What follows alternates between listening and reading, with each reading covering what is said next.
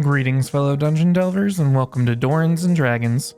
My name is Justin, and I'm going to be your guide to bringing your favorite League of Legends champions to life in Dungeons and Dragons. Today we're building Bel'Veth, the Dami Mommy of the Void. Bel'Veth is the living embodiment of the Void energy that destroyed the port city of Bel'Veth, which she then named herself after. This would be like Riot Games renaming themselves My Spirit after what their game has done to it. But Bel'Veth is special, as consuming the city has granted her a desire to be independent from the Watchers and recreate the Void and Runeterra in her own image, in the form of the Lavender Sea. Before we get started with the build, go ahead and like the video and hit that subscribe button so you're always notified when we release our builds. We'd like to take a minute and thank our awesome patrons over on Patreon who support us every month. Thanks for helping us keep the lights on and our Void Remoras, children, fed. If you like our videos and want to support the channel, come join us over on Patreon today. Just a quick reminder that our Discord is now public for anyone to join. Check out the link down below in my link tree. As a special treat, we'll be doing a Battle of the Builds on July 20th. Anyone who joins the Discord is welcome to join and compete. It'll be a series of 1v1 battles using the channel builds in a bracket-style tournament, with the winner earning the right to choose our next champion video outright. Alright, now let's get into it. Here's a quick preview of the build. For race, we're going with Simic Hybrid. Per usual, our stats are going to be determined using the standard array. For our stat priorities, we're going to max our strength and dump intelligence. We do have a multi-class requirement of 13 in dexterity and wisdom. Our leveling path is going to be levels 1 through 5 in fighter, then we'll dip into ranger for 3 levels, then back to fighter for 6 more levels, then finish the build as a ranger. Bel'Veth's passive, Death in Lavender, will come from the attack speed of extra attack and action surge. For Q, Void Surge is going to be Zephyr Strike.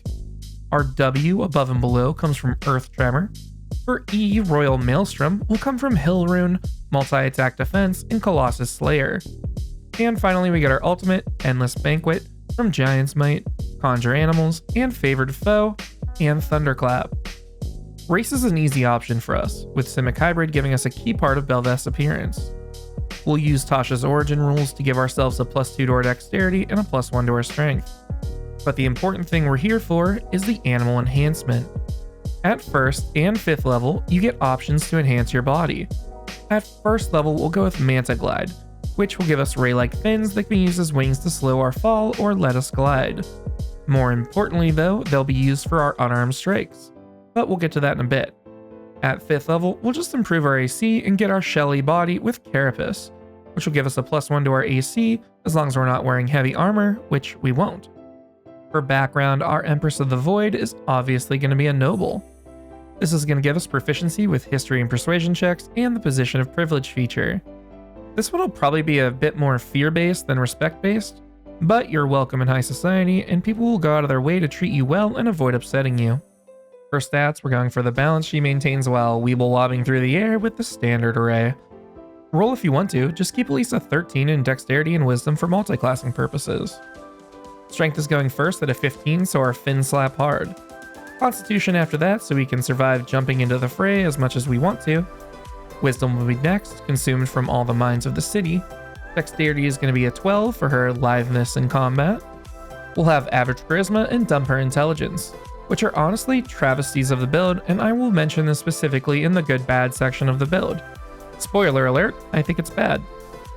For equipment, we're going to go with Half Plate as our Void Carapace, which is a medium armor that gives us an AC calculation of 15 plus our dex mod.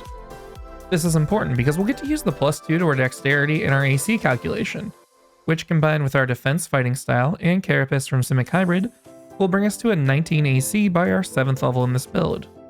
Alrighty, let's kick the build off with some levels in Fighter. Fighters have a D10 hit die and give us proficiency with medium armor for our Carapace, athletics for our slippy slidey Void Leaps, and intimidation because Void Mommy is scary in all the right ways. We'll bring our fin tentacle things online as weapons by choosing the unarmed fighting style, turning those fintacles into 1d8 bludgeoning weapons. Then our final level 1 fighter feature is going to give us some healing back in the form of a bonus action heal that restores 1d10 plus our fighter level and HP called Second Wind. Second level fighters get one of the best features in the game, Action Surge. Once per rest, you can push yourself to the limit and take an additional action. We're mainly going to be using this to get even more attacks going, but it can be used in conjunction with your ultimate if you'd like. Level 3 fighters choose their martial archetype. I'm going with a potentially controversial choice and going with Rune Knight. Rune Knights get the Rune Carver feature and Giant's Might. Rune Carver will give us the ability to carve the Hill Rune at 7th level into our armor and let us invoke it once per rest to give ourselves resistance to bludgeoning, piercing, and slashing damage for a minute. This will be the damage mitigation portion of our E. Giant's Might is a bonus action transformation for 1 minute that'll give us our Endless Banquet form. You'll become large, gain advantage on your strength checks and saves, and once per turn you can deal 1d6 additional damage with your Fentacles. You can do this a number of times based on your proficiency bonus, and the charges come back after a long rest. 4th level fighters get the first ability score improvement of the build. As always, we'll give you all of your options here so you can pick and choose for yourself along the way. Starting off at Fighter 4, we'll get the AoE Explosion from our ultimate and Knockdown for our W with Magic Initiate Druid, giving us the Thunderclap cantrip and Earth Tremor spell. Thunderclap is a cantrip that'll make a 5-foot AoE wave around you, forcing a con save and dealing 1d6 thunder damage to each creature who fails it. Earth Tremor will cause the ground within 10 feet of you to shake, and force a dex save on any creature in the area besides you, knocking them prone and dealing 1d6 bludgeoning damage if they fail. After that, we'll just be doing stat increases. At Fighters 6 and 8, we'll max our strength with 2 points at each level, making our Fentacles hit hard. Then at Ranger 4 and 8, we'll bump our Constitution up 2 points each level as well, giving us that nice and beefy hit point pool. Level 5 fighters get extra attack, letting us make 2 Fentacle strikes per turn instead of just 1. And since extra attack is the perfect jumping off point for martial builds, we'll switch over to levels in Ranger to get our Q and the bonus damage on our ultimate. Rangers have a D10 hit die and give us proficiency in survival, since we're a tough, independent Void Empress who don't need no watchers.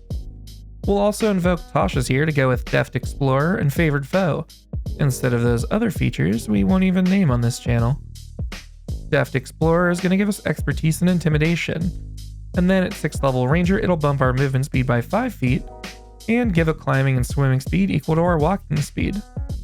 Favored Foe is going to let us mark a creature, just like our ultimate does, and the first time on each of our turns when we land an attack on said creature, it'll deal an extra 1d4 damage. The damage scales with level, and you mark the creatures with charges of this feature that return after a long rest. 2nd level Rangers get a fighting style and their spellcasting. As we mentioned back during the equipment section of this video, we'll go with Defense as our fighting style for the +1 to our AC when we're wearing armor. Then we'll get our Q thanks to Zephyr Strike. As a bonus action, you cast this spell, and it lasts for 1 minute as long as you maintain concentration. For the duration, your movement doesn't provoke opportunity attacks. And once, during the spell, you can give yourself advantage on a Fentacle attack and deal an extra 1d8 force damage when it hits. This will be you dashing through creatures and dealing your on-hit damage as you do. Level 3 Rangers choose their Ranger archetype, and we'll go with Hunter for their strong offensive and defensive features. Hunter's Prey is the offensive portion, with Colossus Slayer letting us deal an extra 1d8 damage once per turn, as long as that creature is below full health, which will be the damaging portion of our E. Now we're heading back over to Fighter to angle towards meeting our attack speed cap. Level 10 Rune Knights get Great Stature, permanently increasing our height by 3d4 inches and scaling our Giant's Might damage die up to a d8. Level 11 Fighters get another extra attack, this time letting us attack 3 times per attack action instead of just once. Now with Action Surge, we'll be able to make 6 Fentacle attacks. And finally we'll dip back to Ranger for a few more levels to get another defensive feature for our E and our Void Remora. Level 7 Hunters get Defensive Tactics. Multi-attack defense is going to be even more damage mitigation for our E, by giving us a +4 to our AC against any creature who's hit us once already that turn until the turn is over. And finally, level 9 Rangers learn 3rd level spells. We'll use the Conjure Animal spell to summon our Void Remora. Work with your DM to make a quarter CR Void Remora stat block, so you can summon 8 of them that you can command on your turn as a free action, to act on their turn, which will be determined via their own initiative. They last for an hour based on your concentration, and disappear if they reach 0 hit points or when the spell ends. Alright, now that we've completed the build, let's see how we did. First, the good.